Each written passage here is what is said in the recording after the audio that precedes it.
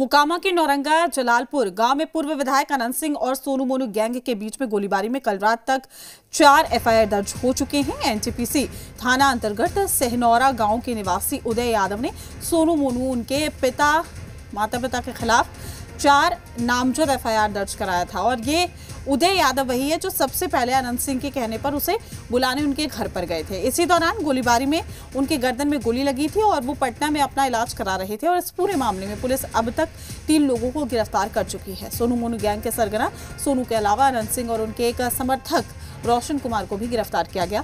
सभी को 14 दिनों की न्यायिक हिरासत में जेल भेजा गया है। अनंत सिंह और उनके समर्थक रोशन कुमार को बेऊर जेल और सोनू कुमार को फुलवारी शरीफ जेल भेजा गया है। मोनू के खिलाफ नामजद एफआईआर होने के बाद अभी तक गिरफ्तारी नहीं हुई। फिलहाल नौरंगा जलालपुर मेहजा और नदवा गांव में शांति है, लेकिन आशंका है कि मोनू और दोनों ग्रुप के समर्थक वर्चस्व की लड़ाई को लेकर कभी भी आपस में भिड़ सकते हैं। लोग 90 के दशक में मोकामा में गैंग वॉर का दौर देख चुके हैं।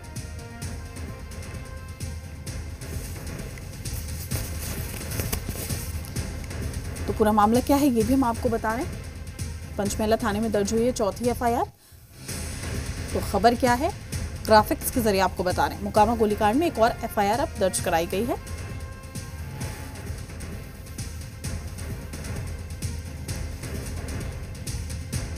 मोकामा के पूर्व विधायक अनंत सिंह और सोनू मोनू गैंग के बीच हुई गोलीबारी के बाद कल 4था एफआईआर दर्ज किया गया है। अनंत सिंह के एक समर्थक उदय यादव, जिनके गर्दन में गोली लगी थी और वो पटना में रेफर किए गए थे, ने 4था एफआईआर सोनू मोनू उनके माता पिता के खिलाफ नामजद एफआईआर दर्ज किया है। अब देखना है कि मुकेश कुमार जो हेमजा गांव के रहने वाले हैं और जिनके कारण ये पूरा घटनाक्रम होता है, उनकी सुरक्षा देने में पुलिस कितनी सक्षम हो पाती है। क्योंकि कहीं ना कहीं वो पूरा परिवार दहशत में है और उन्हें लगता है कि उन्हें अभी तक न्याय नहीं मिला है। क्योंकि एक बार उनके घर पर ताला खुलवाने के बाद कल सुबह फिर उनके घर पर फायरिंग हुई थी और उनको कहीं ना कहीं एक बार फिर अपने घर को छोड़ने के लिए मजबूर होना पड़ा है। अब देखना है कि मुकेश कुमार और गांव के लोग जो एक बार फिर 90 के दशक के मोकामा में जो अनहोनी हुआ करती थी, लगातार गोलियां चला करती थी और हत्याएं होती थी, वो दौर की कहीं एक बार फिर वापसी तो नहीं है।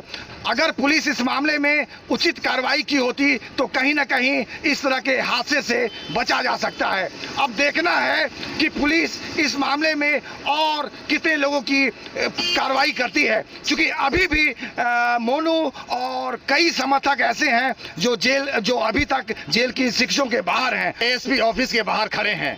आप देख सकते हैं कि यहाँ पूरी तरह से शांति का माहौल है। सोनू मोनू गैंग के सोनू की गिरफ्तारी और अनंत सिंह के कोर्ट में सरेंडर के बाद पुलिस कहीं ना कहीं शांति की नींद ले रही है, लेकिन अभी भी गांव के लोगों में दहशत का माहौल है। उन्हें लगता है कि अभी भी कोई अनहोनी घट सकती है, क्योंकि अभी भी अनंत सिंह के कई समर्थकों और मोनू के बाहर होने के कारण लोगों को लग रहा है कि कहीं ना कहीं एक बार फिर खतरे का अंदेशा हो सकता है। अभी कल अनंत सिंह के एक समर्थक उदय सिंह, जिनके गर्दन में गोली लगी थी, वो पटना में रेफर किए गए थे। उनके बयान के आधार पर 4था एफआईआर इस मामले में दर्ज किया जा चुका है। लगातार 4 एफआईआर दोनों की तरफ से दर्ज किए गए हैं, लेकिन गांव में शांति का माहौल अभी भी नहीं है।